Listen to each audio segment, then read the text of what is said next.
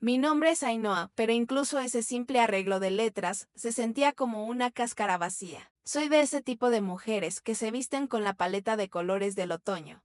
Grises, marrones y un bordeos profundo que oculta lo mucho que la sangre hierve por dentro. Mi voz, dicen, es meliflua, suave, pero cada palabra es un bisturí que disecciona el mundo. Mis manos, delgadas y ágiles, pasaron la última década, sumidas en la arqueología de documentos ajenos, pero nunca me atreví a excavar en mi propia vida. El aire en la casa de mi madre siempre olía a lavanda y a una verdad que se había enmohecido con el tiempo. Un perfume asfixiante de secretos cuidadosamente guardados bajo capas y capas de una vida perfecta. Tenía 32 años cuando el notario Diego, con sus gafas de montura fina, depositó sobre mi escritorio un sobre amarillento. No lo sabía, pero ese día el velo se rasgaría y el reflejo que vería en el espejo ya no sería el mío. El papel me gritó una historia que mi corazón ya susurraba. Y así comenzó todo. La oficina de Diego olía a cera vieja, a polvo acumulado sobre leyes muertas y a decisiones irrevocables. Siempre detesté los despachos de notarios. Son lugares donde la vida se traduce firmas y sellos, donde el dolor se burocratiza. Yo estaba sentada en una silla de cuero que crujía con cada respiración, mirando cómo las motas de polvo bailaban en el único rayo de luz que se atrevía a entrar por la ventana. Diego, un hombre de mi edad pero con la mirada cansada de alguien que ha visto demasiados finales, barajaba unos papeles frente a mí. El sonido era áspero, seco. SSHHH, SSHHH, como si estuviera afilando un cuchillo. Ainhoa dijo, rompiendo el silencio que se había vuelto casi sólido. Gracias por venir tan rápido. Sé que esto es inusual. Lo miré arqueando una ceja. Mi paciencia era un hilo delgado esa mañana. Carmina, mi madre, me había llamado 3 veces antes de que saliera de casa para recordarme que comprara pan.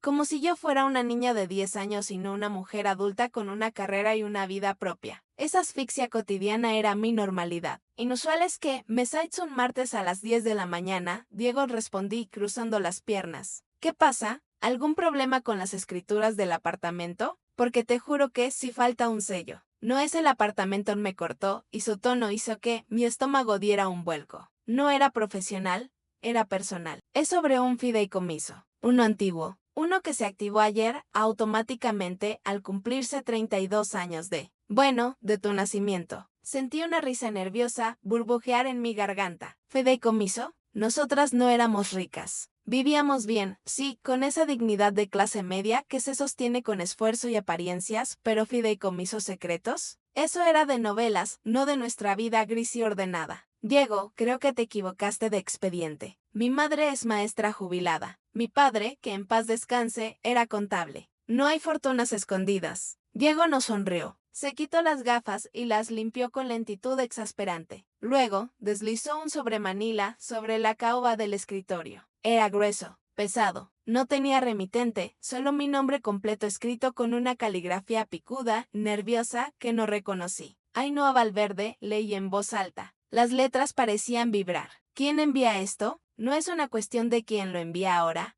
Ainhoa. Es una instrucción post-mortem de un cliente que falleció hace 3 décadas. La instrucción era clara, entregar este sobre a Ainhoa Valverde el día que cumpliera 32 años, siempre y cuando Carmina Valverde siguiera con vida. El aire en la habitación cambió. Se volvió frío, metálico. La mención de mi madre, vinculada a una condición de vida o muerte, me erizó la piel. Mis manos, que hasta hace un momento descansaban tranquilas sobre mi regazo, empezaron a temblar. Ábrelo, susurró Diego. Había piedad en sus ojos, y eso me aterrorizó más que cualquier amenaza. Odiaba la piedad. Rompí el sello. El sonido del papel rasgándose sonó como un disparo en la habitación silenciosa. Extraje el contenido. No era dinero. No eran cheques. Era un legajo de documentos antiguos, amarillentos por el tiempo, con ese olor inconfundible a humedad y encierro. El primero era una copia certificada de un acta de nacimiento. Mis ojos recorrieron el papel buscando lo familiar, buscando anclarme en la realidad. Fecha, 14 de noviembre. Hora, las 3:15 am. Lugar, Hospital San Judas. Fruncí el ceño. Esto está mal, murmuré, mi voz sonando extraña, lejana. Mamá siempre dijo que nací en casa. En la casa de la abuela, durante una tormenta. Siempre cuenta la historia de cómo se fue la luz y tuvieron que usar velas. Diego no dijo nada. Solo señaló el papel con el dedo índice. Bajé la vista al renglón de los progenitores. Esperaba ver Carmina Valverde y Julián Valverde, mis padres, mi origen, mi sangre, pero el papel gritaba otra cosa. Madre, desconocida renuncia de derechos bajo expediente 409b. Padre, no figura. Y debajo, engrapado, había otro documento. Un acta notarial de entrega, una fecha y una firma. La firma de Carmina, pero no firmaba como madre biológica, firmaba como receptora. El mundo se inclinó. Literalmente sentí como el suelo se convertía en una pendiente resbaladiza. El zumbido en mis oídos ahogó el tic-tac del reloj.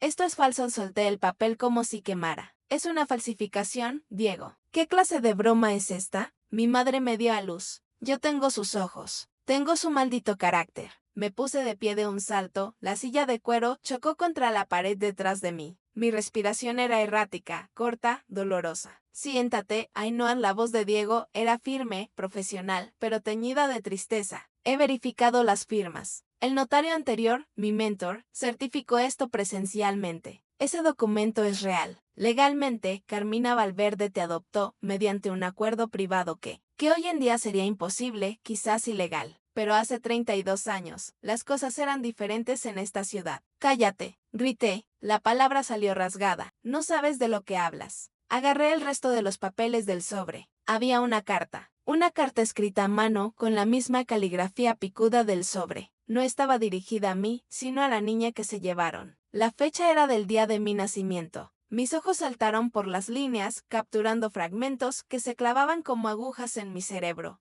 No puedo quedarme con ella. Ellos son poderosos. Prométeme que estará a salvo. Dile que la amé cada segundo que no la tuve. No había firma. Solo una mancha de tinta corrida, como si una lágrima hubiera caído sobre el papel antes de que se secara. Me dejé caer de nuevo en la silla, derrotada por la gravedad de la verdad. Mi vida entera, mis recuerdos, las historias de mi nacimiento, las anécdotas sobre a quién me parecía. Todo era una construcción. Un escenario de teatro montado meticulosamente por Carmina. ¿Ella lo sabe? Pregunté, mi voz rota. ¿Sabe que yo tengo esto? No, respondió Diego. La cláusula especificaba que ella no debía ser notificada. Esto es para ti, Ainhoa. Solo para ti. Miré el documento una vez más. Renuncia de derechos. Esas palabras pesaban toneladas. Alguien me había abandonado. Y Carmina, la mujer que me llamaba 3 veces al día, la mujer que controlaba cada aspecto de mi existencia, con su amor asfixiante, había construido su maternidad sobre el borrado de otra mujer. Me levanté, guardando los papeles en el sobre con movimientos mecánicos. Me sentía entumecida, como si me hubieran inyectado anestesia directamente en el alma. ¿Qué vas a hacer?, preguntó Diego cuando llegué a la puerta. Me giré. Mi reflejo en el cristal de la estantería me devolvió una imagen desconocida. Esa mujer de abrigo gris ya no era Ainhoa Valverde, la hija de la maestra. Era un fantasma. Era una interrogante caminando. Voy a ir a comer con mi madre, dije, y mi voz sonó tan fría que incluso yo me estremecí. Hoy he estofado. Y tengo muchas preguntas sobre la receta. Salí a la calle. El sol brillaba, insultantemente radiante, sobre un mundo que acababa de romperse en 1000 pedazos. Saqué mi teléfono y marqué el número de casa. Hija,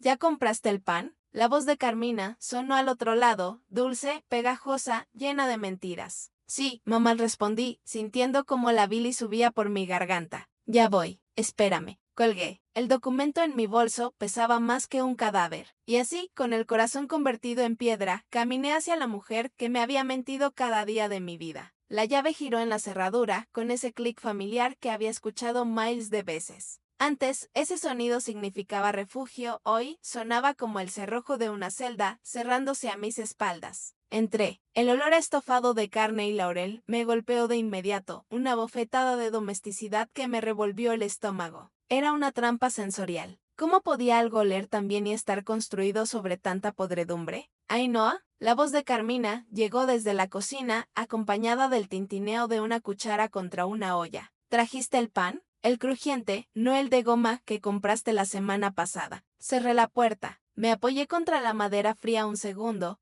cerrando los ojos. El sobremanila quemaba dentro de mi bolso.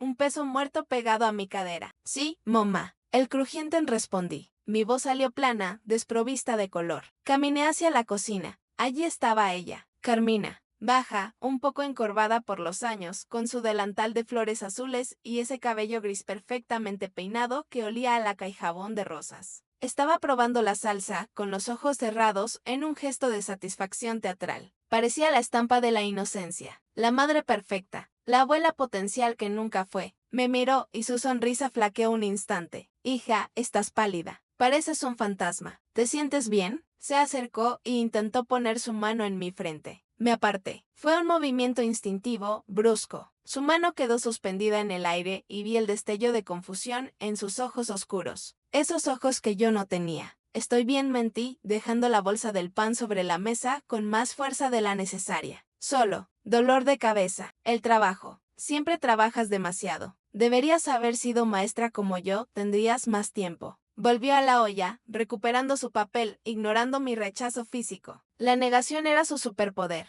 Nos sentamos a comer. El sonido de los cubiertos contra la porcelana se sentía amplificado, como si estuviéramos comiendo dentro de una campana de cristal. Yo removía la carne en mi plato, incapaz de tragar un bocado. La miraba, estudiaba cada gesto, cada línea de su rostro. Buscaba una grieta en su máscara. Mamá, dije, soltando el tenedor. El metal resonó contra el plato. Estaba pensando. En mi nacimiento. Carmina se detuvo con la cuchara a medio camino de su boca. Solo fue un milisegundo, un glitch en su sistema, pero lo vi. Sus ojos parpadearon 2 veces, rápido. ¿Tu nacimiento? Soltó una risita nerviosa. ¿Qué te dio por ahí? Ya te sabes la historia de memoria. La tormenta, las velas, tu padre corriendo por toallas. Cuéntamela otra vez, le insistí. Me incliné sobre la mesa, invadiendo su espacio. Quiero escuchar los detalles. Específicamente, la hora. Ella bajó la cuchara lentamente. El vapor del estofado subía entre nosotras como una cortina de humo. Eran las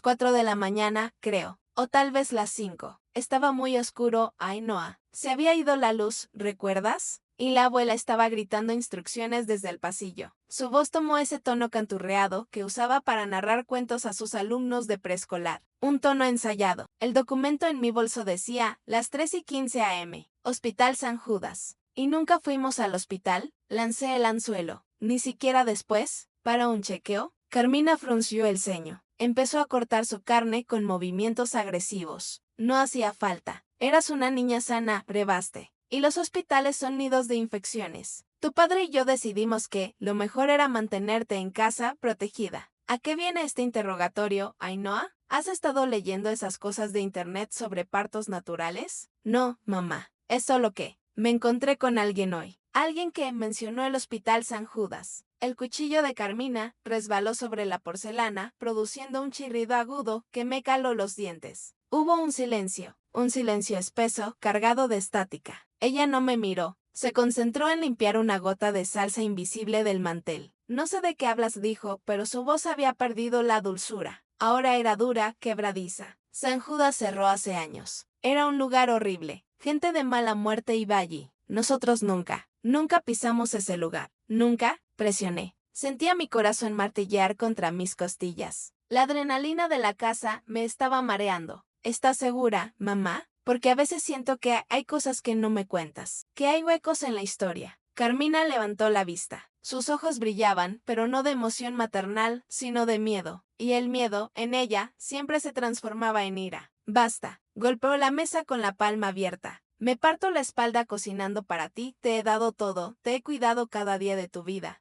¿Y vienes aquí a insinuar que soy una mentirosa? ¡Qué ingrata eres, Ainhoa! Igual que tu tía Clara, siempre buscando problemas donde no los hay. Se puso de pie, temblando, haciéndose la víctima con una maestría digna de un Oscar. Me duele el pecho, exclamó, llevándose la mano al corazón. Me estás alterando. Sabes que tengo la tensión alta. Era su carta de triunfo. La culpa, el chantaje emocional. Siempre funcionaba. Antes, yo habría corrido a buscarle un vaso de agua. Me habría disculpado 1000 veces. Pero hoy no. Me quedé sentada, mirándola con una frialdad que desconocía en mí misma. No te estoy atacando, Carmina. Solo estoy haciendo preguntas, dije, usando su nombre de pila por primera vez en años. Ella se congeló. El uso de su nombre fue como una bofetada. Me miró con horror, como si yo fuera un monstruo que acababa de nacer en su cocina. Vete a tu cuarto, susurró con la voz ahogada. Se me ha quitado el hambre. Se dio la vuelta y salió de la cocina, arrastrando los pies más de lo necesario, dramatizando su salida. Escuché sus pasos subir la escalera, lentos, pesados. Luego, el portazo de su dormitorio. Me quedé sola con el estofado enfriándose y la verdad ardiendo en mi bolso. Su reacción lo había confirmado todo. Si hubiera sido un malentendido, se habría reído. Si hubiera sido una confusión, habría buscado fotos. Pero se había defendido,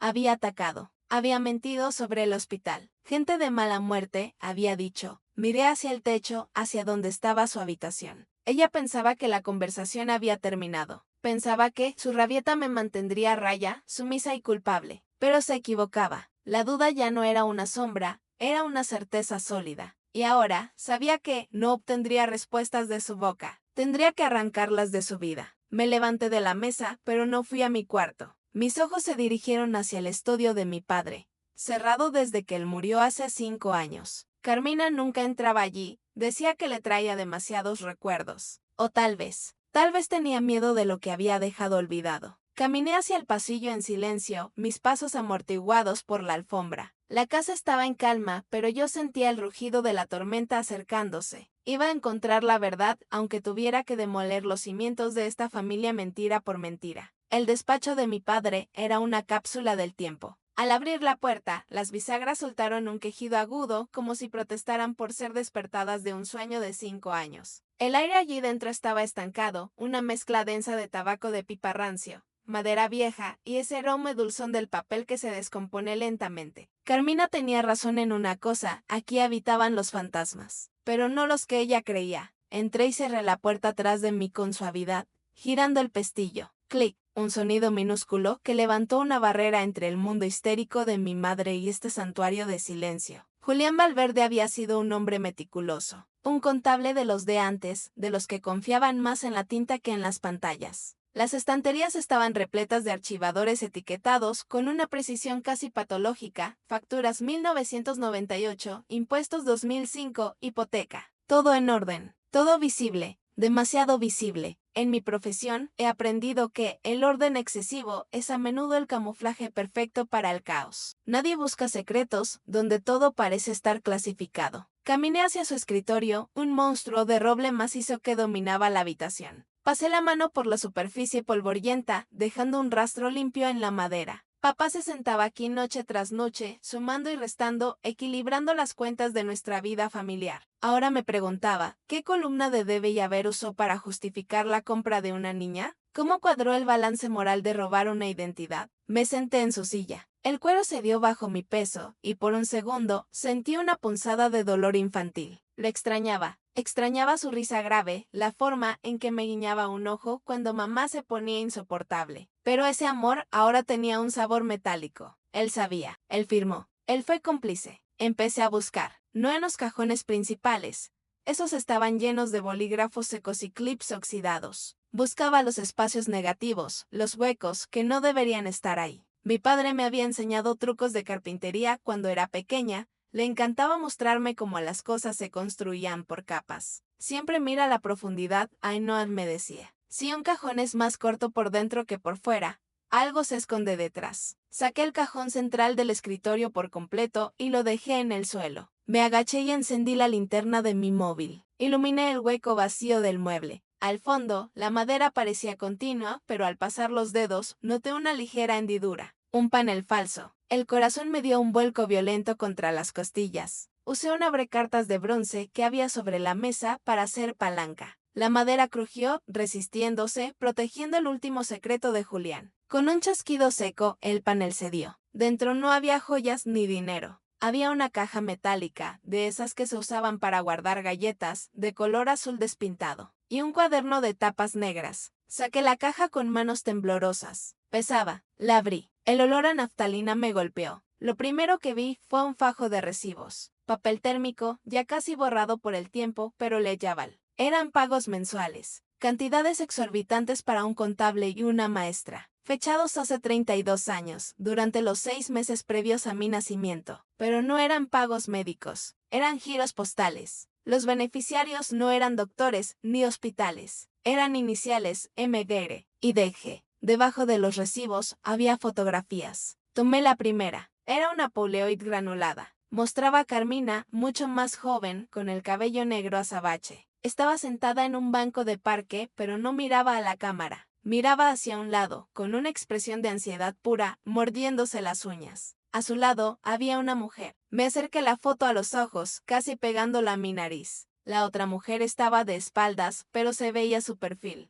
Era joven, rubia, y estaba embarazada, muy embarazada. Carmina tenía una mano puesta sobre el vientre de esa desconocida, pero no era un gesto de cariño. Sus dedos estaban crispados como garras, como si estuviera reclamando una propiedad. Sentí un escalofrío recorrer mi espina dorsal. Esa mujer, ese vientre, ¿era yo? Dejé la foto y tomé el cuaderno negro. Era el diario de mi padre, no el de contabilidad, sino uno personal. Lo abrí al azar, buscando fechas cercanas a noviembre. 10 de noviembre. Carmina está perdiendo la cabeza. Dice que si no lo conseguimos, se muere. No puedo verla sufrir más. He accedido. Dios sabe que esto está mal, pero el notario dice que los papeles estarán blindados. Solo espero que la chica no se arrepienta. Le hemos pagado lo suficiente para que desaparezca. 14 de noviembre, el día de mi nacimiento. Ya está hecho. La tormenta fue la coartada perfecta. Nadie en el vecindario sospechará que no hubo parto aquí. La niña es preciosa. Tiene los ojos grises como el cielo antes de llover. Carmina no la suelta. La mira con hambre, no con amor. Me asusta. Me asusta lo que hemos hecho. Hoy he enterrado mi honor para salvar a mi esposa. Cerré el cuaderno de golpe. La mira con hambre. Esa frase se repetía en mi mente como un eco maldito. Toda mi vida había confundido esa posesividad asfixiante con amor maternal. Pero no era amor. Era el miedo del ladrón a que le reclamen lo robado. Yo no era su hija, era su botín. Seguí rebuscando en la caja. Al fondo, debajo de todo, había un sobre pequeño, diferente a los demás. Dentro había una sola cosa, una tarjeta de visita arrugada y manchada de café. Doctor Armenteros, Clínica San Judas, Obstetricia y Discreción. Y en el reverso de la tarjeta, una dirección escrita a lápiz, casi ilegible, Callejón de los Suspiros, 14. Preguntar por la portuguesa. Me guardé la tarjeta en el bolsillo del pantalón, sintiendo su borde afilado contra mi piel. También tomé la foto de la mujer rubia y el diario. Justo en ese momento, escuché un ruido arriba. Pasos. El techo crujió bajo el peso de alguien caminando de un lado a otro. Carmina. Los pasos se detuvieron justo encima de donde yo estaba. Silencio. Luego, el sonido inconfundible de una puerta abriéndose y pasos bajando la escalera. Rápidos. Decididos. No tenía tiempo para volver a colocar el panel falso. Empujé el cajón hacia adentro lo mejor que pude, dejando el abrecartas sobre la mesa. Agarré la caja de metal y miré alrededor, frenética. No podía salir con ella. Si Carmina me veía con la caja azul, sabría que había profanado el santuario de Julián. Sabría que la guerra había comenzado. Me quité la chaqueta y envolví la caja y el diario en ella, haciéndolo un bulto informe. La manija de la puerta del despacho giró. «Ainhoa», la voz de Carmina sonó al otro lado, distorsionada por la madera. «Sé que estás ahí. Oigo tu respiración». Me quedé inmóvil, mirando la puerta. Mi corazón latía tan fuerte que temí que ella pudiera oírlo también. «Estoy buscando unos papeles viejos de mis impuestos», mamá, dije, forzando una voz calmada que no sentía. «Abre la puerta», ordenó. Ya no había rastro de la madre dolida. Era la voz de la carcelera. «En esta casa no hay secretos, hija. Abre». Miré la ventana. Estaba cerrada, pintada hace años. No había salida. Tendría que enfrentarla. O mejor dicho, tendría que actuar. Tendría que usar la misma arma que ella había usado contra mí durante 32 años, la mentira. Respiré hondo, abracé mi chaqueta con las pruebas ocultas contra mi pecho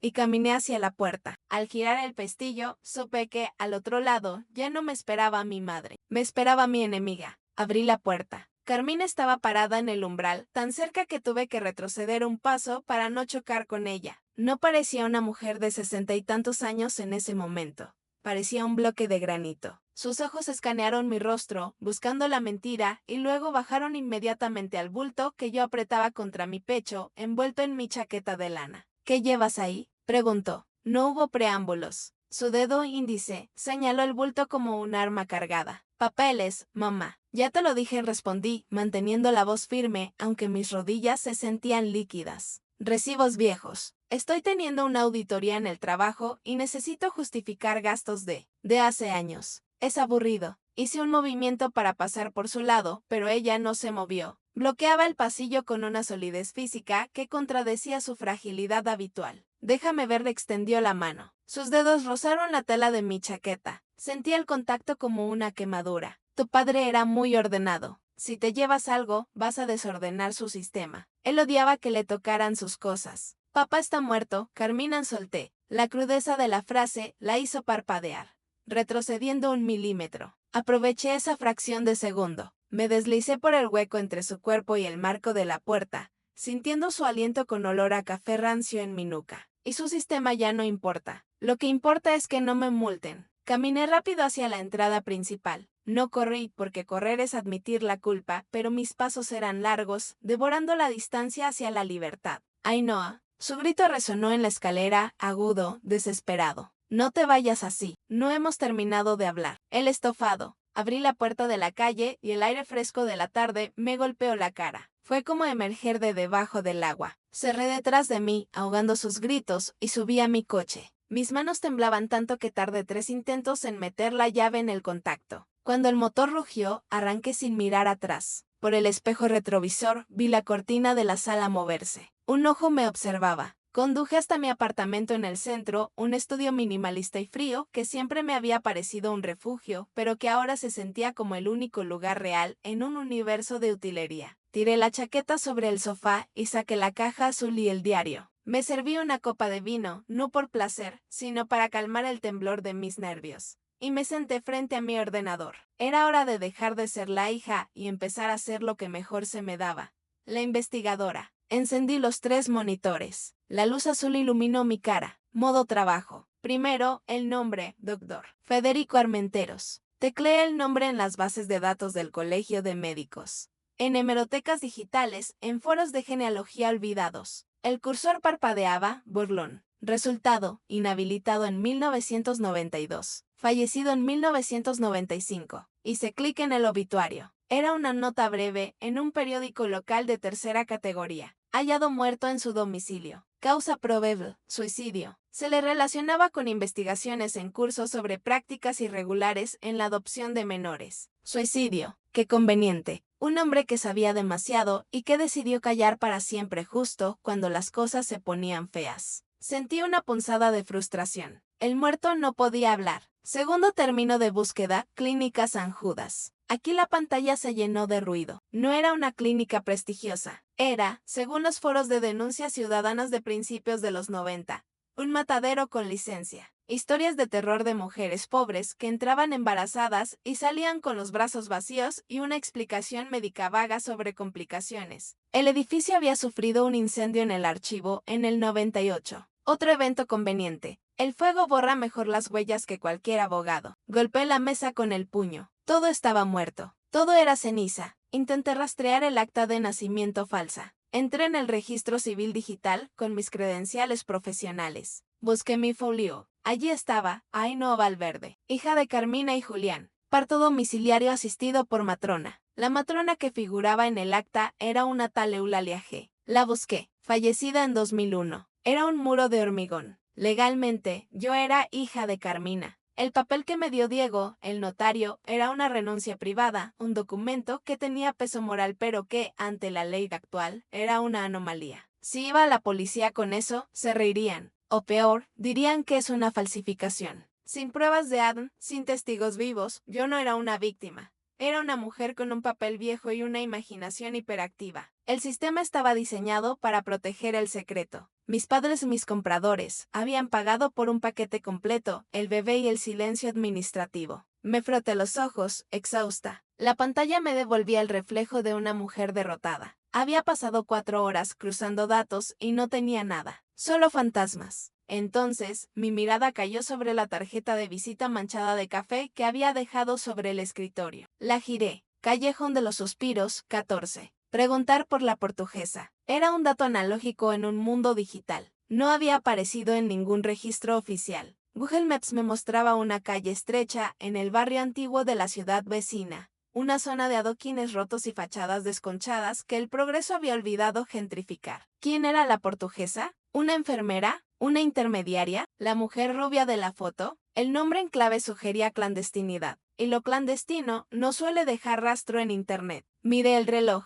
eran las 7 de la tarde. La noche empezaba a caer, tiñendo el cielo de un violeta amoratado. Podía quedarme aquí, segura, lamentándome de que la burocracia había ganado. Podía volver a llamar a Diego y exigirle más, aunque sabía que él ya me había dado todo lo que tenía. O podía ir. Agarré la foto de la mujer embarazada, la foto de mi verdadera madre, o al menos, del envase que me contuvo, y la metí en mi cartera. El rastro digital estaba roto, sí, pero el rastro de sangre seguía caliente. Sentí una extraña vibración en el pecho, una mezcla de terror y euforia. Carmín había intentado borrar mi origen con dinero y mentiras, pero había cometido un error fatal, había guardado la dirección. La nostalgia o la culpa del criminal que guarda un souvenir del delito. Me puse de pie. El silencio de mi apartamento me asfixiaba. Necesitaba ruido, necesitaba movimiento. Necesitaba ver la cara de alguien que recordara la verdad. Voy a encontrarte, le susurré a la mujer rubia de la foto. Agarré las llaves del coche. El callejón de los suspiros estaba a 2 horas de viaje. Llegaría de noche. Perfecto. Las verdades más feas siempre se esconden mejor en la oscuridad. La lluvia comenzó a caer 20 minutos después de que dejara la ciudad una cortina de agua densa y violenta que transformó la carretera en un espejo negro y traicionero. El limpiaparabrisas luchaba rítmicamente contra el diluvio en SHHH-clac,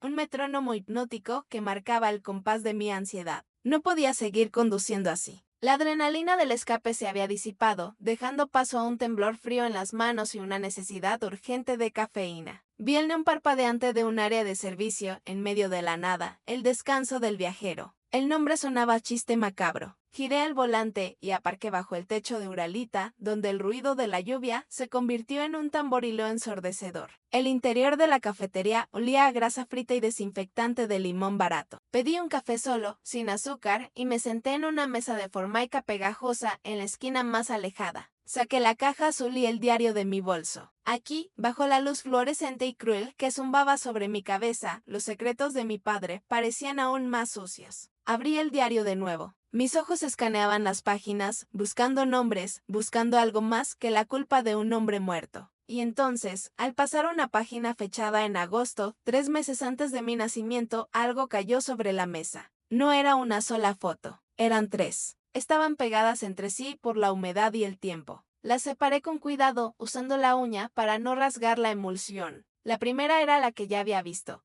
La mujer rubia, embarazada, con la mirada perdida. La segunda era de un lugar. Una fachada de piedra, vieja, con una puerta de madera verde desconchada y un número de latón, el 14. La misma dirección de la tarjeta, Callejón de los Suspiros, 14. Eso confirmaba mi destino. No perseguía un fantasma. Perseguía un lugar físico. Pero fue la tercera foto la que me detuvo el corazón. Era un primer plano. Un hombre. No se parecía a Julián. No tenía la suavidad de contable, ni la redondez amable de los hombres que solían frecuentar mi casa. Este hombre era aristas y sombras. Tenía el cabello oscuro, revuelto, y una barba de varios días que no lograba ocultar una cicatriz fina que le cruzaba el labio superior. Pero eran sus ojos los que me clavaron en la silla. Eran claros. Grises. Tiene los ojos grises, como el cielo antes de llover, había escrito mi padre en el diario. Me llevé la mano a la boca, ahogando un grito. Saqué mi espejo compacto del bolso y lo puse junto a la foto. Mis ojos. Eran mis ojos. Miré la foto de nuevo. El hombre no miraba a la cámara con pose, miraba con desafío, con una intensidad que quemaba a través de los años. Detrás de él se veía la misma puerta verde con el número 14. Él estaba allí. Él pertenecía a ese lugar. Le di la vuelta a la foto. Con la misma tinta azul del diario, Julián había escrito una sola palabra, subrayada 2 veces con un trazo tembloroso. Peligroso. Un escalofrío me recorrió la espalda, más frío que la lluvia que azotaba los cristales. Mi padre adoptivo, el hombre que me había criado entre agadonas, le tenía miedo a este hombre. ¿Por qué? ¿Era él el poderoso del que hablaba la carta de mi madre biológica? ¿O era él a quien ella temía? Bebí el café de un trago. Estaba ardiendo y el dolor me ayudó a enfocarme. La narrativa que me había montado en mi cabeza, la pobre madre obligada a vender a su hija, se complicaba. Aquí había un tercer jugador, un hombre con mis ojos y una etiqueta de advertencia. Un camionero entró en la cafetería trayendo consigo una ráfaga de viento húmedo. La puerta se cerró de golpe y yo salté en mi asiento. Me sentía observada, expuesta. Recogí las fotos y las guardé, esta vez con una reverencia distinta. Ya no eran solo pruebas.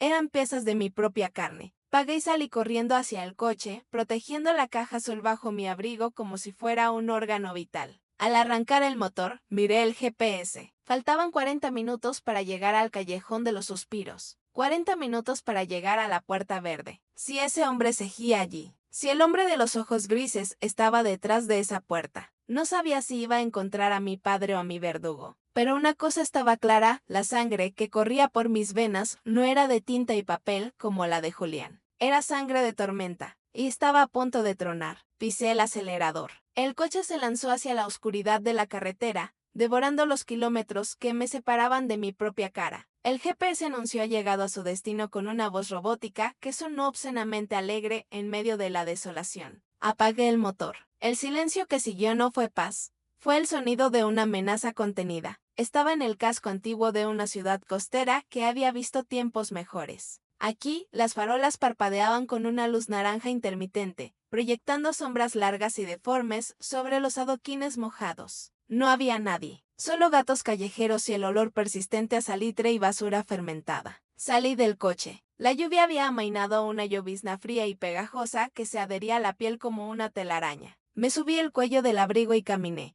El callejón de los suspiros hacía honor a su nombre. Era una garganta estrecha de piedra, flanqueada por edificios altos que parecían inclinarse unos sobre otros. Como conspiradores susurrando secretos. Busqué los números. 10, 12. Y allí estaba. El 14. Me detuve en seco. La realidad me golpeó en el plexo solar. Era la puerta de la foto. La misma madera verde, ahora mucho más desconchada, revelando capas de pintura gris y marrón debajo, como cicatrices de batallas pasadas. La aldaba de bronce, con forma de mano cerrada, estaba oscurecida por el óxido. Toqué la madera. Estaba húmeda, viva. Esto no era un documento notarial. Era un lugar físico donde mi historia había comenzado o terminado. Miré a mi alrededor. Ventanas oscuras, persianas bajadas. Saqué la foto del hombre de los ojos grises, el hombre peligroso, y la apreté en mi puño. Respiré hondo, tratando de calmar el temblor de mis rodillas. Y agarré la aldaba. TOC, TOC, TOC. El sonido resonó en el callejón como disparos de cañón. Esperé. 1 minuto. 2. El tiempo se estiraba, elástico y cruel. Volví a llamar, esta vez con más fuerza, con la urgencia de quien no tiene a dónde volver. Hola, grité, mi voz quebrándose un poco. Busco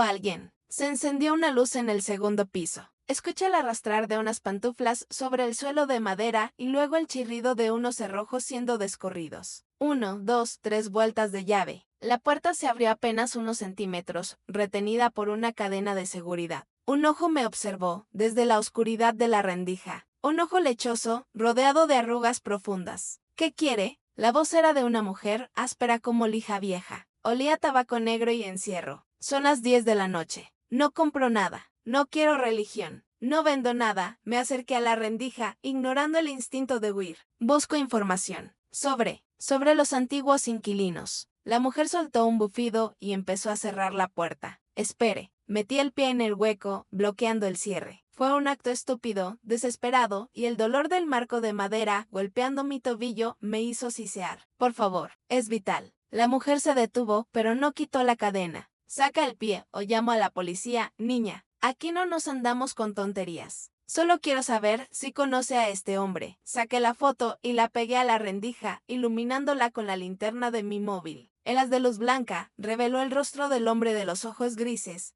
congelado en el tiempo. Hubo un silencio pesado. Sentí como la respiración de la mujer al otro lado se detenía por un segundo. Ella sabía. Lo vi en la contracción de su pupila. ¿De dónde sacaste eso?, susurró. El tono hostil había cambiado a algo parecido al miedo. ¿Quién es? Presioné, sintiendo que estaba a milímetros de la verdad. Vive aquí. ¿Es mi padre? La mujer soltó una carcajada seca, sin humor. ¿Tu padre? Dios te libre, muchacha. Ese hombre es el diablo. ¿O lo era? ¿Lo era? ¿Está muerto? Sufuen dijo, escupiendo las palabras. Hace 30 años. Desapareció una noche, igual que vino. Dejó el alquiler sin pagar y la mancha en esta casa. ¿Y la mujer? Pregunté rápido antes de que me cerrara. ¿La rubia? ¿La embarazada? ¿La portuguesa? La reacción fue visceral. La mujer retrocedió como si le hubiera mencionado una plaga. No pronuncies ese nombre aquí. Siseo. Esa mujer trajo la desgracia a este edificio. Gritos, peleas, gente rara entrando y saliendo a todas horas. Y luego el bebé. Mi corazón se detuvo. El bebé. Yo. ¿Qué pasó con el bebé? Mi voz era apenas un hilo.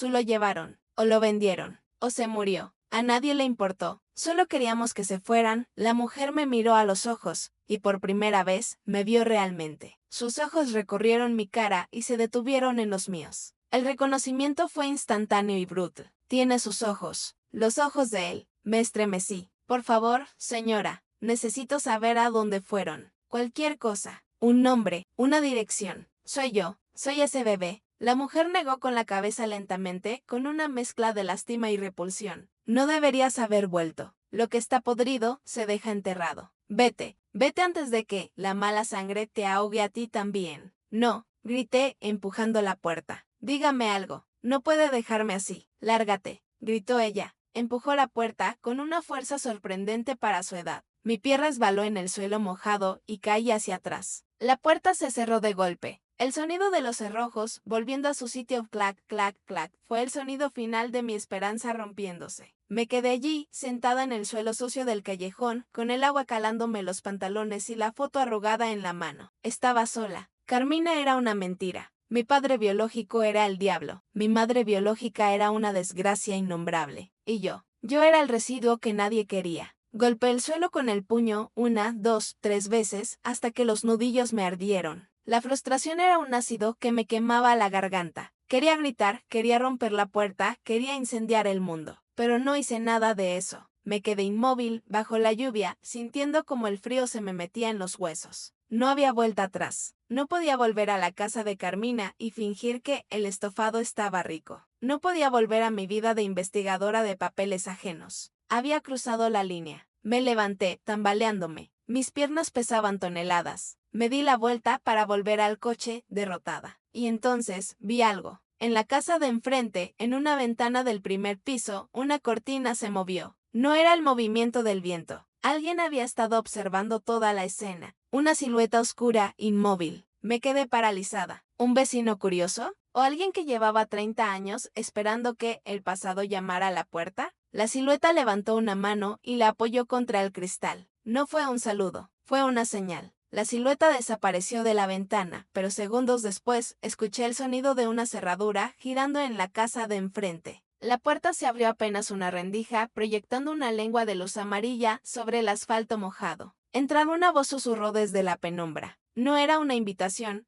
era una orden clandestina. Antes de que alguien más te vea. Crucé la calle. Mis zapatillas chapotearon en los charcos, salpicando barro sobre mis tobillos, pero ya no sentía el frío. Sentía una atracción magnética hacia esa luz. Entré. La puerta se cerró detrás de mí con un golpe seco, cortando el sonido de la lluvia y del mundo exterior. El recibidor olía a romero seco, a cera de velas y a soledad antigua. Frente a mí había una mujer muy anciana, mucho más que la vecina hostil de enfrente. Estaba sentada en una silla de ruedas, envuelta en mantas de lana tejida a mano. Su rostro era un mapa de arrugas profundas, pero sus ojos eran lúcidos, brillantes como piedras de río. Sabía que vendrías algún día, dijo. Su voz era suave, con un leve acento que no supe identificar. La sangre siempre llama a la sangre. Es una ley física, como la gravedad. Me acerqué, goteando agua sobre su alfombra raída. ¿Quién es usted?, pregunté, tiritando. Me llamo Soledad. ¿Y tú? Tú eres la niña de la tormenta. Se giró con destreza en la silla de ruedas y me hizo señas para que la siguiera hacia una salita pequeña, abarrotada de libros y figuras de santos descabezados. Me señaló un sofá hundido. Siéntate. Estás azul del frío. Mientras me servía un té de hierbas que humeaba sobre una mesita baja, Soledad me estudió. No con miedo, ni con repulsión, sino con una tristeza infinita. La bruja de enfrente te dijo que tu padre era el diablo, dijo, anticipándose a mis preguntas. No mentía del todo. Vasco era complicado. Un hombre roto que rompía todo lo que tocaba. Tenía el encanto de una serpiente y la ira de un huracán. ¿Y mi madre? La palabra se sintió extraña en mi lengua. Lucián pronunció el nombre con reverencia. La portuguesa. Era luz, niña, pura luz atrapada en un sótano oscuro. Llegó aquí huyendo de su propia familia y cayó en manos de Vasco pensando que él era su salvador. Cuando se dio cuenta de que era su carcelero, ya estaba embarazada de ti. Apreté la taza de té entre mis manos para dejar de temblar. Ella me vendió, dije, y la amargura en mi voz me sorprendió. Soledad negó con la cabeza, un movimiento lento y doloroso. No te vendió, Ainhoa, te salvó. Me incliné hacia adelante. Salvó, Carmina y Julián pagaron. Vi los recibos. Vi las sumas de dinero. El dinero no era para ella, cortó Soledad, golpeando el brazo de su silla. El dinero era para Vasco. Era el precio de su silencio. Vasco tenía deudas de juego, deudas con gente que no perdona. Iban a matarlo y probablemente a Lucía también. Cuando tú naciste, Lucía sabía que, si te quedabas en esa casa, en el número 14, no sobrevivirías un año. Vasco te usaría. O peor, te descuidaría hasta la muerte. Soledad suspiró, y el sonido pareció vaciar sus pulmones por completo. Lucía buscó una salida. No quería dinero, quería una garantía. Buscó a alguien desesperado por tener un hijo.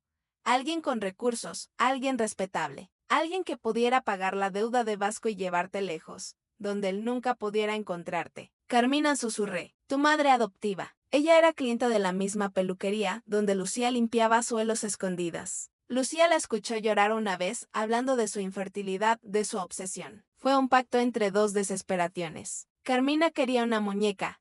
Lucía quería que su hija viviera. La imagen de la foto en el diario de mi padre cobró un nuevo sentido. La mano de Carmina sobre el vientre de Lucía no era solo posesividad, era un contrato sellado con miedo. Y la mirada de Lucía no era de indiferencia, era de terror puro, terror por mí. Pero, ¿por qué desaparecer? Pregunté, sintiendo un nudo en la garganta. ¿Por qué no buscarme después, cuando Vasco se fue? Soledad me miró fijamente. Sus ojos se humedecieron. Porque esa fue la condición del intermediario. ¿Qué intermediario? El hombre joven, el abogado, o notario, el que arregló los papeles, el que trajo el maletín con el dinero para Vasco esa noche de tormenta. Mi corazón se detuvo. Diego, murmuré. Pero no, Diego tenía mi edad. Su mentor, el notario anterior. No, corrigió Soledad. No era un viejo. Era un chico joven entonces, un pasante quizás, o el hijo del notario. Ambicioso, frío. Llevaba gafas de montura dorada y miraba a Lucía como si fuera basura. Él redactó la cláusula, desaparición total, sin rastro, sin contacto. O el trato se anula y la niña vuelve al infierno. La taza de té se me resbaló de las manos y cayó sobre la alfombra, pero no sentí el calor del líquido derramado. Solo sentía el frío de la traición. Diego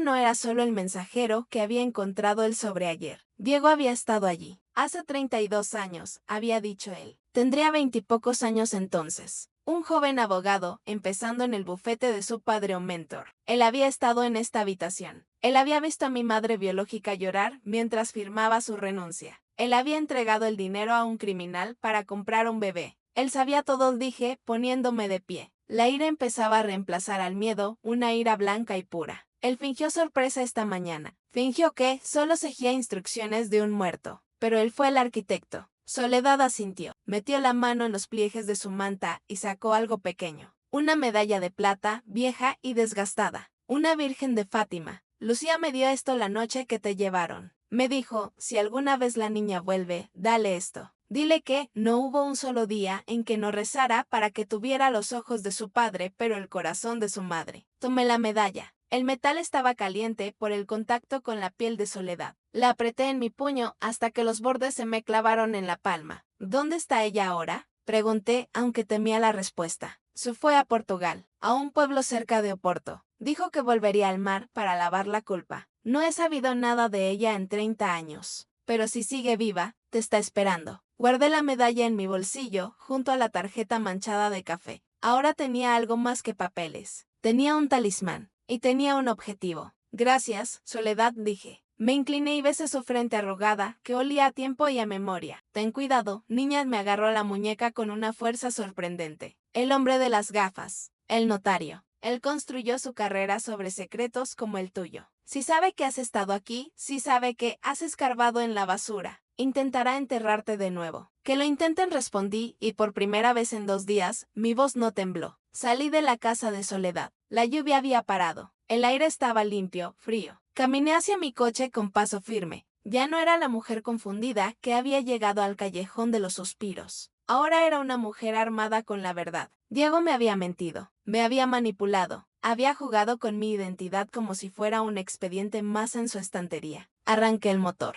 El viaje de vuelta a la ciudad sería largo, pero mi mente iba a 1000 por hora. No iba a ir a casa de Carmina, no todavía. Iba a ir a la oficina de Diego. Y esta vez no iba a pedir explicaciones. Iba a exigirlas. Iba a derribar su fachada de notario respetable ladrillo a ladrillo. La justicia siempre llega, había dicho alguien alguna vez. Bueno, si la justicia se retrasaba, yo misma iría a buscarla. El viaje de regreso a la ciudad fue una alucinación de luces rojas y asfalto mojado. Mi mente ya no procesaba el miedo, solo procesaba datos, ensamblando las piezas de un rompecabezas grotesco que había tardado 32 años en ver. Soledad me había dado la llave maestra, pero yo necesitaba abrir la cerradura final. Y esa cerradura tenía nombre y apellido, Diego. Llegué al edificio de oficinas del centro pasada la medianoche. Era una torre de cristal y acero que se alzaba como una aguja negra contra el cielo urbano. Sabía que Diego estaría allí. Los hombres como él, los que cargan con demasiados secretos ajenos, no duermen bien en sus casas. Prefieren el refugio estéril de sus despachos, donde el control es absoluto y las paredes están insonorizadas. Aparqué el coche en doble fila, sin apagar el motor. Subí. El guardia de seguridad nocturno, un hombre mayor que me conocía de mis visitas profesionales anteriores,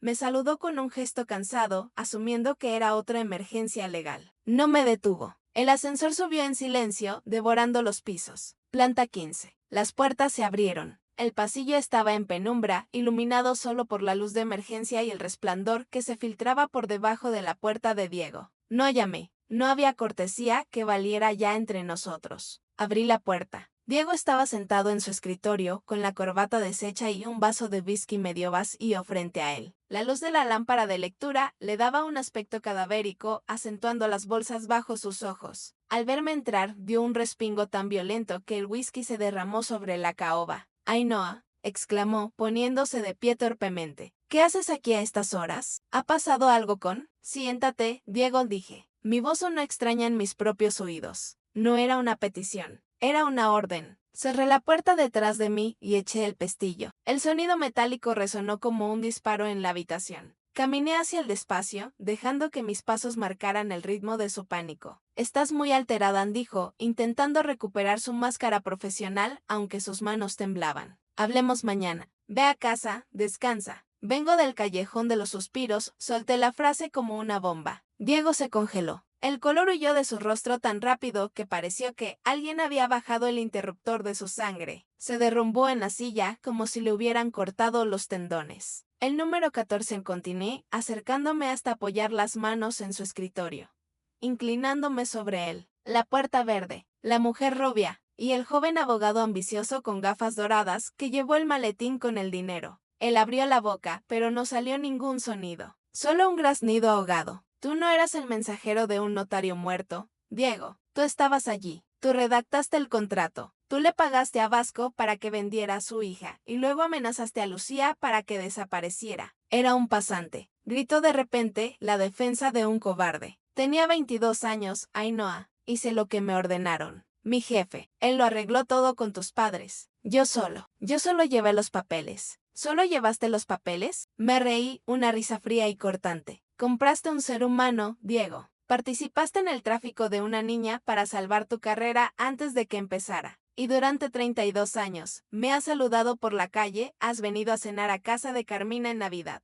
Me has preguntado por mis estudios, sabiendo que mi vida entera era una escena del crimen que tú ayudaste a limpiar. Te salvamos». Golpeó la mesa, con los ojos llenos de lágrimas de frustración. «Ese hombre, Vasco, era un animal. Si te hubieras quedado allí, estarías muerta o en la calle. Carmina te dio una vida, te dio educación, te dio. Me dio una mentira», le corté. «Y tú le diste la impunidad». Me rodé el escritorio y me paré junto a su silla. Olía a alcohol caro y a miedo rancio. «Dame el expediente completo», le exigí. «Ya te di todo lo que había en el sobre». «No me mientas», le susurré al oído. «Sé cómo trabajas. Eres un notario. Nunca destruyes nada que pueda servirte de seguro. Guardaste una copia, la copia real, la que tiene las firmas de Vasco, la que tiene la dirección de Lucía en Portugal, la que detalla exactamente cuánto costé». Diego cerró los ojos. Sabía que estaba acorralado. Si yo salía de allí y contaba lo que sabía, su licencia, su reputación, su vida entera, se irían por el desagüe. Pero si me daba lo que pedía, él perdía su única moneda de cambio. «Si te doy eso, murmuró, destruirá a tu madre. A Carmina, legalmente prescribió, pero moralmente, la destrozará. Ella ya está destruida, solo que aún no lo sabe. Dámelo. Diego suspiró, un sonido largo y tembloroso de derrota. Se giró hacia la estantería detrás de él, movió unos libros de derecho penal y reveló una pequeña caja fuerte empotrada en la pared. Sus dedos bailaron sobre el teclado numérico. Bip, bip, bip, bip, bip. Clic. La puerta de acero se abrió. Dentro no había dinero. Solo un archivador negro, delgado, sin etiquetas. Lo sacó y lo puso sobre la mesa,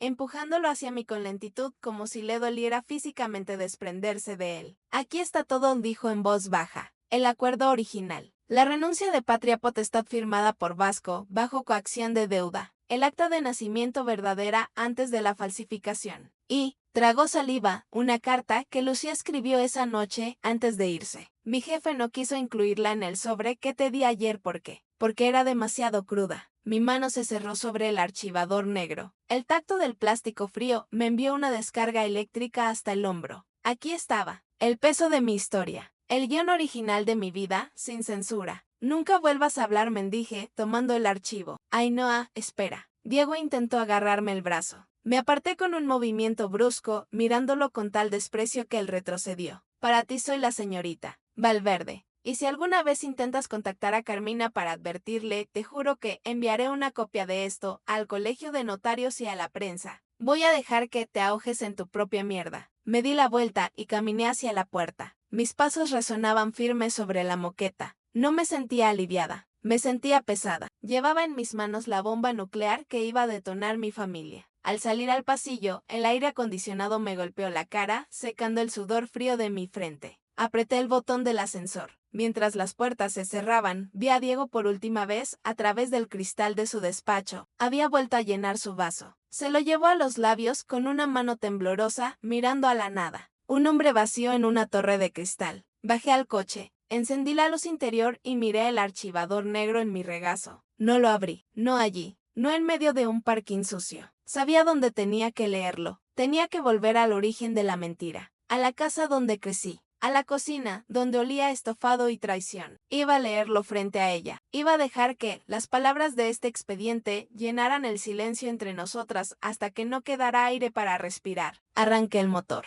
El reloj del salpicadero marcaba la 1:15 a.m., la hora de las brujas, la hora de la verdad. Carmina estaría durmiendo, soñando con su vida perfecta, segura en la creencia de que su rabieta me había domesticado. No sabía que el fantasma que ella creía haber comprado y silenciado hace 3 décadas volvía a casa. Y esta vez, el fantasma traía las cadenas para arrastrarla al infierno de la realidad. Aparqué frente a la casa de mi infancia a las 2 de la mañana. La calle estaba sumida en ese silencio absoluto de las zonas residenciales, donde lo único que se mueve son las luces de las alarmas parpadeando en las fachadas. La casa de Carmina se veía tranquila, con las persianas bajadas como párpados cerrados, ajena al huracán que estaba aparcado en su acera. Apagué el motor. El clic-clic del metal enfriándose sonaba como una cuenta regresiva. Encendí la luz de lectura del coche. Su haz amarillento cayó sobre el archivador negro que reposaba en mis rodillas. Mis manos sudaban. Sabía que, una vez que abriera esa carpeta, ya no habría vuelta atrás. No podría desleer lo que había dentro. No podría volver a ser la Ainhoa que creía que su mayor problema era una madre controladora. Respiré hondo, llenando mis pulmones con el aire viciado del coche,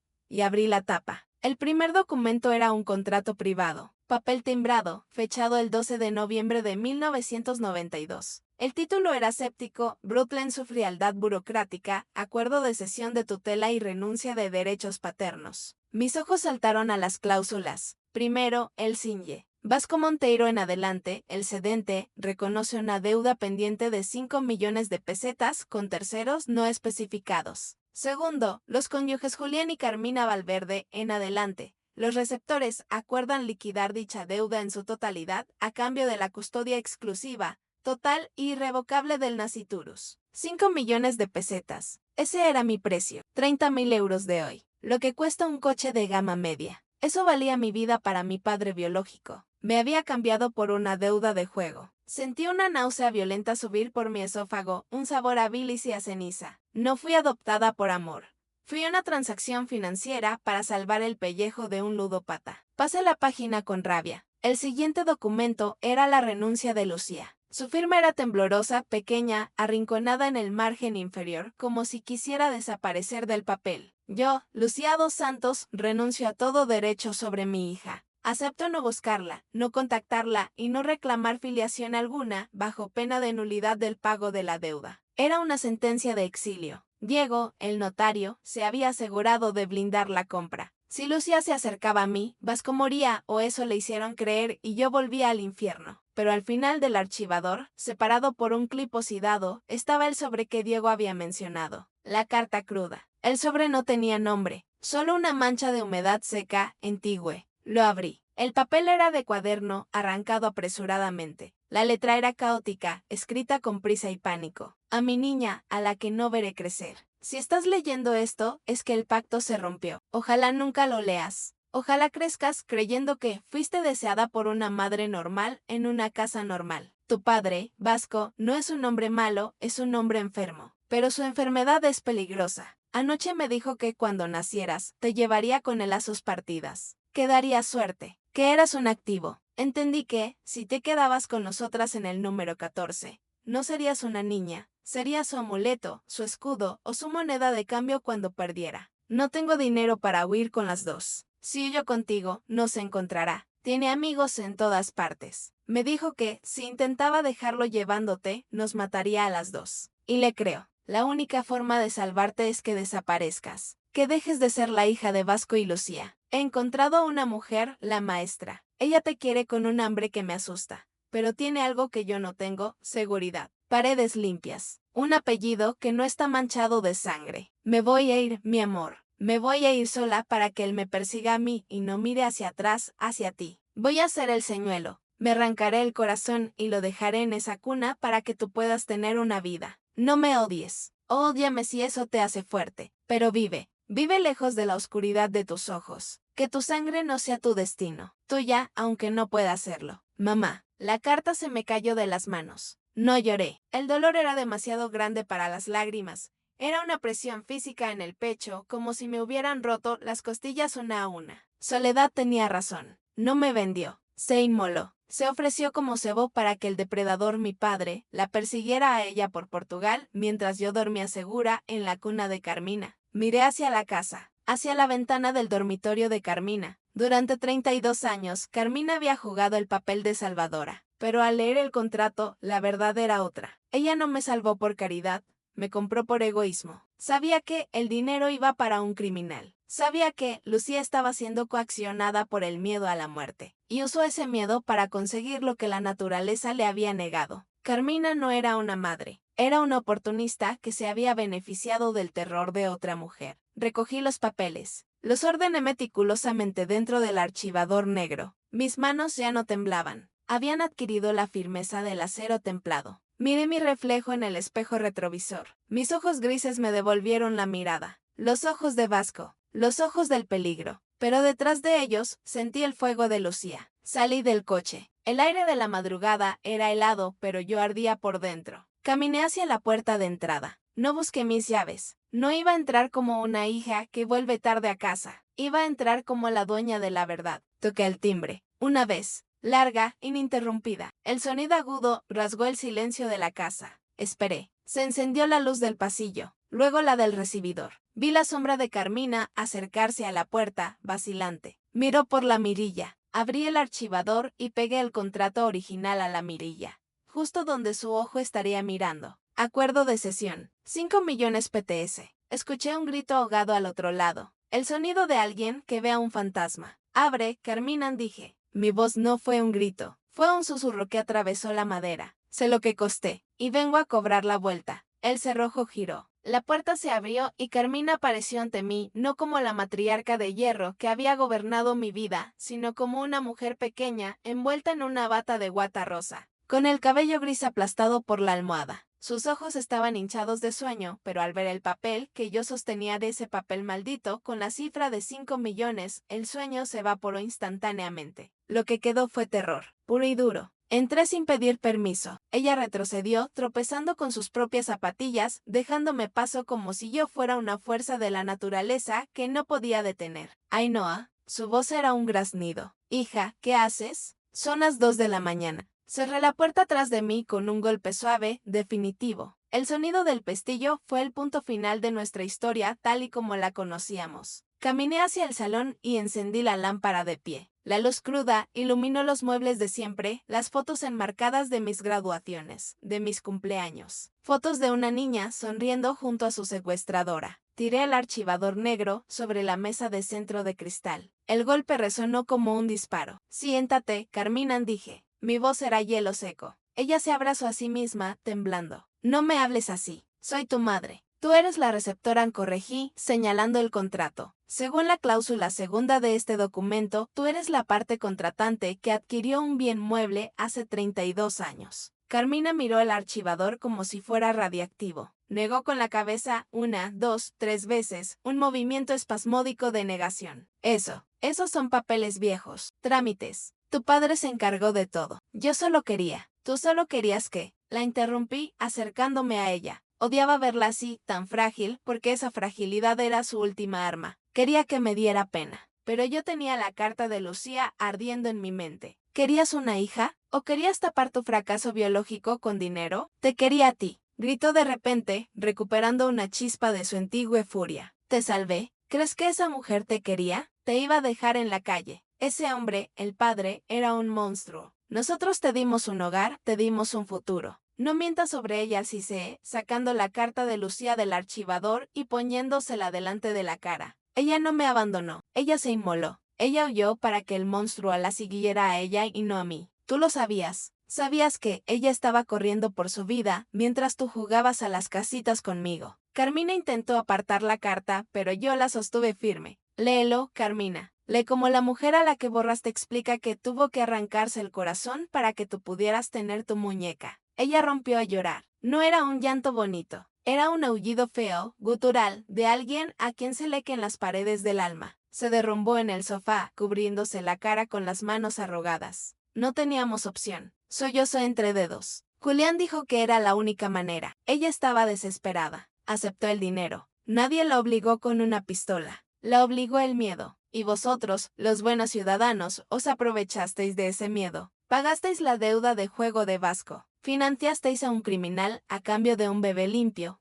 sin pasado. Y luego, bajé la voz, inclinándome sobre ella, luego contrataste a Diego y a su jefe para aseguraros de que ella nunca pudiera volver. La amenazasteis con el contrato. Si vuelves, la niña regresa al infierno. Carmina levantó la vista. Sus ojos estaban rojos, inyectados en sangre. Lo hice por ti, susurró con una intensidad fanática. Para que fueras mía. Solo mía, para que nadie pudiera hacerte daño. He vivido 32 años con el miedo de que este día llegara. ¿Crees que fue fácil? ¿Mirarte a los ojos y ver los ojos de él? ¿Ver sus gestos en ti? Cada vez que te rebelabas, cada vez que gritabas, veía a Vasco. Y tenía que amarte más fuerte para borrarlo. Sentí un escalofrío de repulsión. Su amor era un exorcismo. Ella no me amaba por quien yo era. Me amaba para purificarme. Me amaba para demostrarse a sí misma que podía ganar a la genética con crianza opresiva. Por eso me asfixiabas, dije, entendiendo de golpe toda mi vida. Por eso no me dejabas salir, por eso controlabas mis amistades, por eso me llamabas 10 veces al día. No era amor, Carmina, era vigilancia. Eras mi carcelera, asegurándote de que la mala sangre no brotara. Soy tu madre, aulló, agarrándose a mi chaqueta, tirando de mí hacia abajo. Yo te limpié los mocos.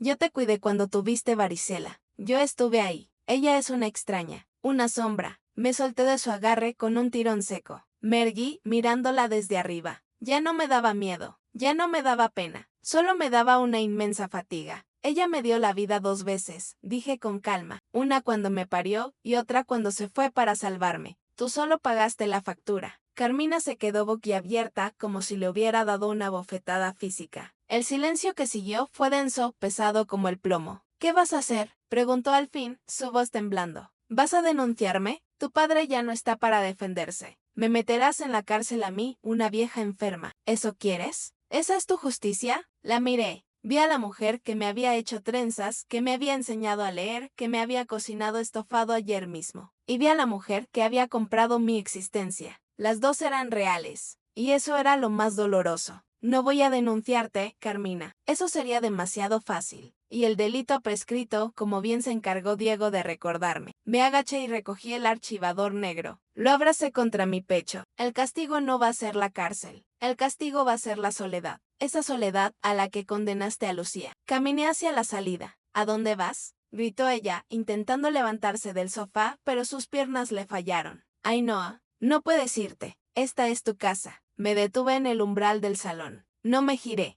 Voy a buscar a mi madre, dije. Yo soy tu madre. Su grito se rompió en un sollozo histérico. Tú fuiste mi dueña, respondí sin mirarla. Y acabo de emanciparme. Salí al pasillo. Escuché sus llantos a mi espalda, fuertes, desgarradores, los llantos de una niña caprichosa a la que le han quitado su juguete favorito. Abrí la puerta de la calle. El aire de la noche entró, limpio y frío. Cerré la puerta detrás de mí. No di un portazo. Simplemente la cerré. Clic. El sonido final. Caminé hacia mi coche. No sabía si Lucía seguía viva. No sabía si querría verme. Soledad había dicho que estaba en Portugal, cerca de Oporto, lavando culpas en el mar. Era una pista vaga, casi imposible. Pero mientras arrancaba el motor y dejaba atrás la casa que había sido mi prisión dorada, sentí algo que no había sentido nunca: ligereza. No tenía pasado, porque el que tenía era falso, pero por primera vez, en 32 años, el futuro era completamente mío. Puse rumbo a la autopista. Dirección oeste, hacia la frontera, hacia el mar. Crucé la frontera cuando el cielo empezaba a teñirse de un gris lechoso.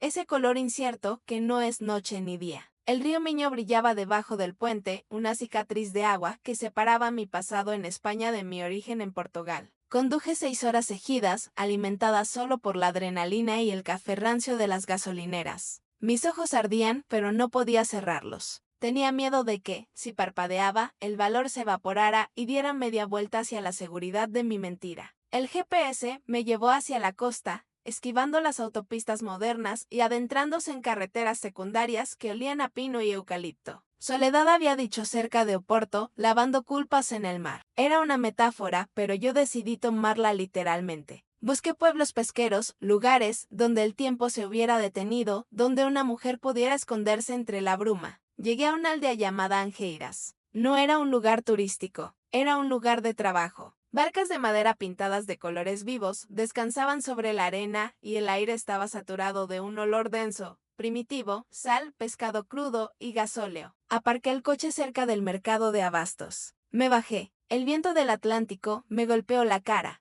desordenando mi cabello, empujándome hacia atrás. Era un viento furioso, vivo. Saqué la foto de la mujer rubia embarazada. Estaba arrugada, gastada por mis dedos nerviosos. Me acerqué a un grupo de mujeres que vendían pescado fresco en cajas de poliestireno. Tenían las manos rojas, hinchadas por el frío y el hielo. Bambial, dije, chaporreando el poco portugués que sabía. Busco a una mujer. Lucía. Lucía dos Santos. Las mujeres se miraron entre ellas. Hubo un silencio cauteloso. Esa desconfianza trae hacia los forasteros que llegan con ropa limpia y coches caros. Hay muchas Lucías, dijo una de ellas, sin dejar de destripar una merluza con un cuchillo afilado. ¿Quién la busca? Su hija, respondí. La palabra cayó como una piedra en un estanque. La mujer del cuchillo se detuvo. Me miró a los ojos. Luego miró a sus compañeras. Acalada, murmuró otra, una anciana con un pañuelo negro en la cabeza. La llamamos la Callada. Vive allí, en las casetas de las redes. Nunca habla de familia. Dice que el mar se lo llevó todo. Señaló hacia el final de la playa, donde unas casetas de madera vieja se inclinaban peligrosamente contra las dunas. Caminé por la arena. Mis botas se hundían, haciéndome el camino pesado, difícil. Cada paso era una lucha. Mi corazón latía en mi garganta, un tamborileo frenético que ahogaba el rugido de las olas. Al llegar a la última caseta, la vi. Estaba sentada en un taburete bajo, de espaldas al viento, remendando una red de pesca de color verde brillante. Sus manos se movían con una destreza mecánica,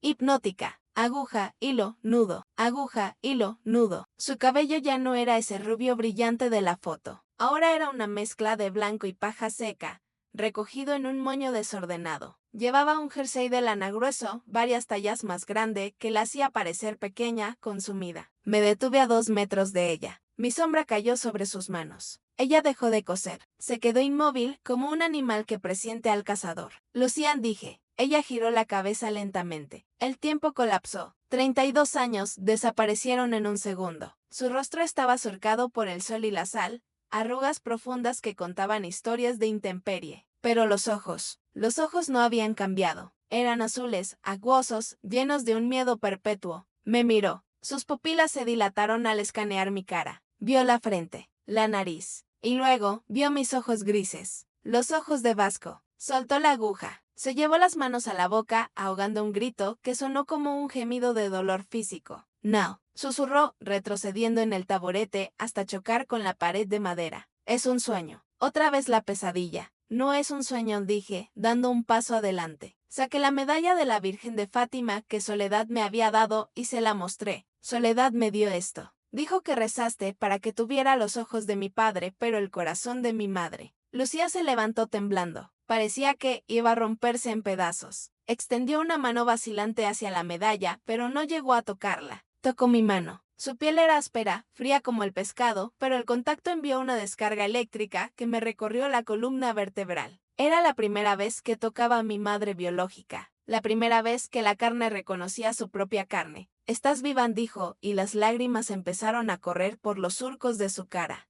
limpiándolas a la acumulada. Dios mío, estás viva. Pensé que él te había encontrado. Pensé que el pacto había fallado. El pacto era una mentira, Lucía, le dije, y mi voz se quebró. Ellos te usaron. Te asustaron para quedarse conmigo. Vasco se fue hace 30 años. Nadie te perseguía. Ella negó con la cabeza frenéticamente. Él siempre perseguía. En mi mente, él siempre estaba detrás de la puerta. Cada día miraba el mar pensando que un barco traería la noticia de mi muerte. Viví muerta para que tú vivieras viva. Pero viví una mentira, le reproché. Necesitaba decirlo. Necesitaba que ella supiera que su sacrificio también había sido mi condena. Me criaron extraños. Me compraron como a una cosa. Me quisieron, sí, pero me quisieron con candados. Lucía cayó de rodillas en la arena. Se abrazó a mis piernas, hundiendo la cara en mi abrigo. Lloraba con un sonido desgarrador, el llanto de 3 décadas de silencio acumulado. Perdóname, mi niña, perdóname. No tenía nada. Solo tenía miedo. Miedo de que, si te quedabas conmigo, te convertirías en mí. Rota, sucia, pobre. Quería que fueras una princesa. Que tuvieras zapatos nuevos, escuela, calor.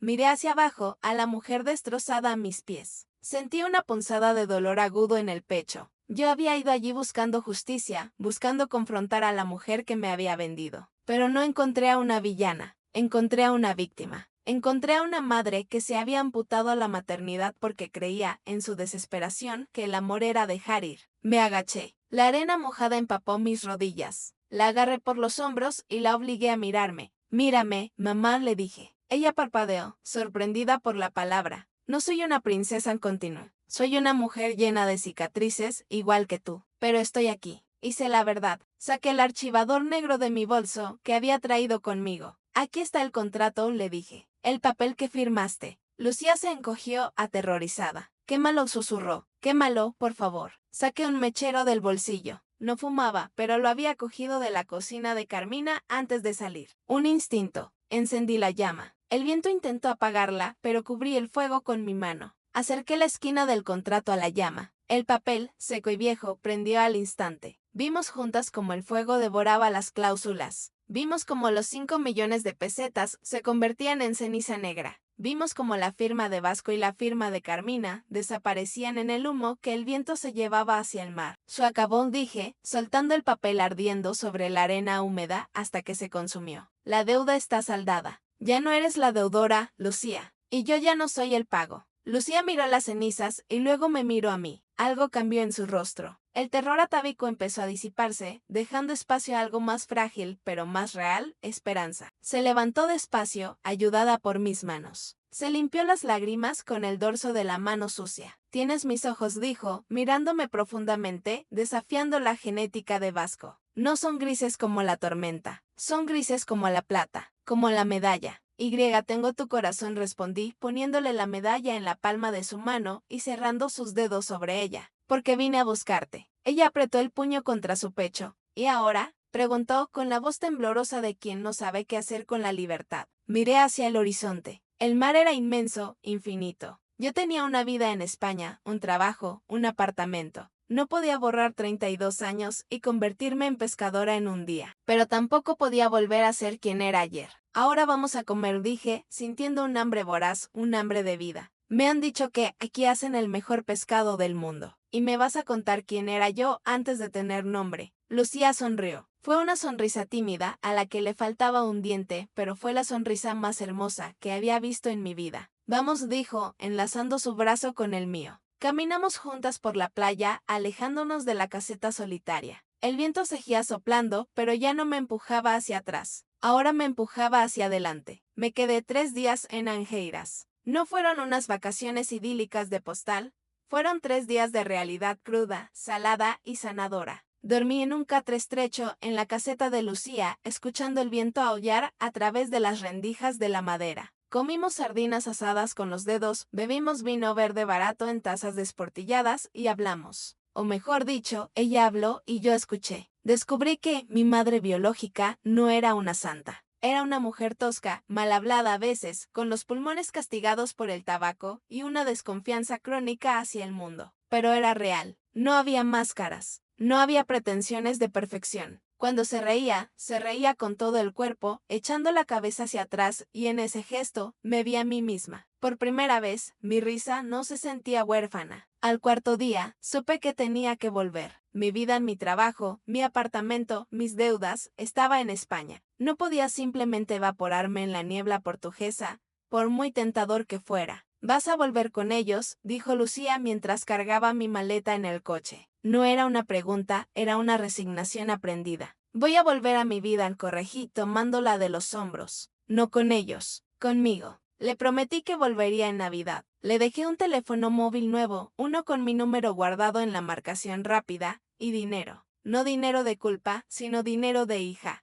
Ella intentó rechazarlo, pero se lo metí en el bolsillo del delantal. «Para que te compres leña», le dije. «Se acabó el frío, mamá». El viaje de vuelta fue diferente. La carretera ya no era una vía de escape, sino un camino hacia la reconstrucción. Al cruzar la frontera, mi teléfono, que había mantenido apagado, cobró vida. Una avalancha de notificaciones. 50 llamadas perdidas de Carmina. 20 mensajes de voz. Mensajes de texto que oscilaban entre la súplica patética y la amenaza velada. «Hija, por favor, estoy enferma de la angustia. Eres una desagradecida. Tu padre no te perdonaría esto». Aparqué en un área de descanso. Leí cada mensaje con una frialdad clínica. Antes, cada uno de ellos habría sido un gancho en mi estómago, arrastrándome de vuelta a la culpa. Ahora, solo eran palabras en una pantalla. Píxeles sin poder. Marqué el número de Diego, el notario. «Sí», contestó al primer tono. Su voz sonaba ronca, como si no hubiera dormido. «Soy yo», dije. «Solo te llamo para decirte una cosa. El contrato original ya no existe». Lo quemé. Hubo un silencio al otro lado. Un silencio de alivio cobarde. Gracias a Dios. «Ainhoa, te juro que...». «Cállate», le corté. «No lo hice por ti. Lo hice por ella». «Pero escúchame bien, Diego, si alguna vez vuelves a usar tu sello para legalizar una mentira, si me entero de que has vuelto a vender la vida de alguien, no necesitaré el papel original. Tengo la memoria, y tengo la voluntad. Considera esto tu única advertencia». Colgué antes de que pudiera responder. Bloqueé su número. Luego, miré el contacto de mamá Carmina. El dedo me tembló un instante sobre la pantalla. 32 años de condicionamiento no se borran en un fin de semana. Pero recordé la mirada de Lucía. Recordé los 5 millones de pesetas. Borré el contacto. No la bloqueé. Simplemente borré el número. Si ella quería llamar, que llamara. Yo decidiría si contestar. El poder había cambiado de manos. Llegué a mi ciudad al atardecer. Fui directamente a mi apartamento. Se sentía distinto, aunque nada había cambiado. El aire estaba viciado por los días de encierro. Abrí las ventanas de par en par, dejando que entrara el ruido del tráfico y la vida urbana. Me duché, quitándome la sal de Portugal y el polvo del camino. Al salir, me miré en el espejo grande del baño. Durante años, había evitado mirarme demasiado tiempo. Odiaba no reconocer mis rasgos en los álbumes familiares de los Valverde. Odiaba sentirme una impostora en mi propia piel. Pero hoy me miré. Vi los pómulos de Lucía. Vi la barbilla obstinada que probablemente pertenecía a Vasco, ese diablo del que venía la mitad de mi genética. Y vi mis ojos grises. «No eres peligrosa», le dije a mi reflejo. «Eres fuerte». Esa noche tomé una decisión profesional. Me senté frente al ordenador y redacté mi carta de renuncia al bufete de investigación corporativa. Ya no iba a buscar fraudes fiscales ni a rastrear herencias para ricos aburridos. Abrí una nueva carpeta en mi escritorio. La titulé Orígenes. Iba a usar mis habilidades para ayudar a otros, a los que, como yo, sentían que su historia tenía agujeros, a los hijos de la tormenta que buscaban una verdad que el sistema les negaba. Sabía cómo buscar en los márgenes, sabía cómo leer lo que no estaba escrito en los papeles. A la mañana siguiente fui a la casa de Carmina. No entré, no toqué el timbre, dejé una caja en el porche. Dentro estaban las llaves de su casa que yo tenía, y una foto. No la foto de Lucía embarazada, sino una selfie que nos habíamos hecho en la playa de Angeiras,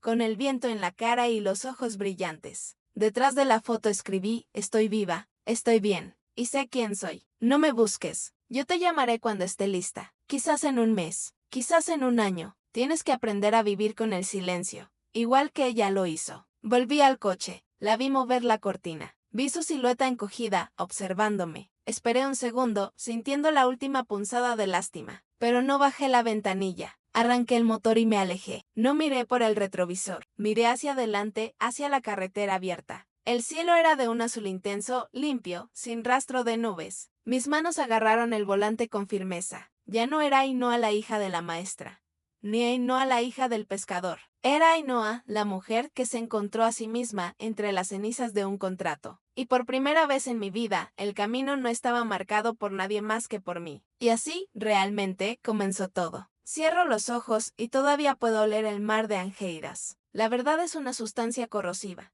Quema cuando toca la piel, disuelve las mentiras dulces que nos contamos para sobrevivir y deja cicatrices que nunca desaparecen del todo. Pero las cicatrices son mapas, son la prueba de que el pasado fue real y de que sobrevivimos a él. Durante 32 años, fui un personaje secundario en el drama de otras personas.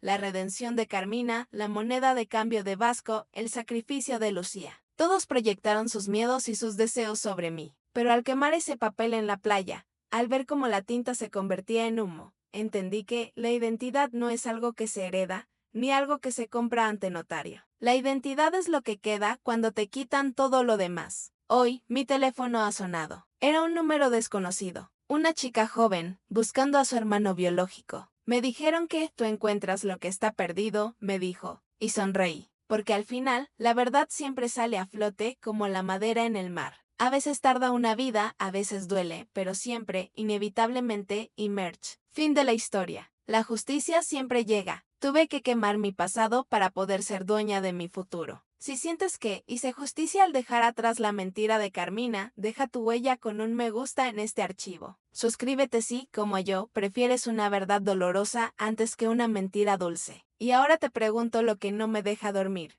Carmina me dio una vida perfecta, pero robada. ¿Tú la habrías perdonado por los años de cuidados? ¿O habrías cerrado la puerta para siempre igual que yo? Te leo en los comentarios.